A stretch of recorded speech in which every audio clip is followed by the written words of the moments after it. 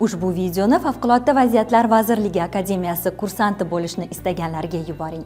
Jarayon yashash joyingiz bo'yicha tuman mudofaa ishlari bo'limiga ariza topshirishdan boshlanadi. Agar siz shartnoma asosida harbiy xizmatchi bo'lsangiz, u holda harbiy xizmatni o'tayotgan joyingiz bo'yicha bildirgi yozishingiz kerak.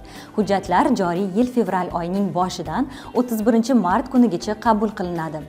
Yosh chegarasi fuqarolar uchun 17 yoshdan 23 yoshgacha, shartnoma asosida harbiy xizmatchilar uchun 18 yoshdan 25 yoshgacha. Akademiyaga kirish uchun nomzodning bo'yi kamida 165 cm, vazni esa kamida 60 kg bo'lishi zarur. Nomzodlarni qabul qilish bir necha bosqichda amalga oshiriladi. Bular: dastlabki tibbiy ko'rik, yakka tartibda suhbat, jismoniy va psixologik tayyorgarligini tekshirish. So'nggi bosqichda nomzod matematika, fizika, ona tili va O'zbekiston tarix fanlari bo'yicha test topshirishi zarur.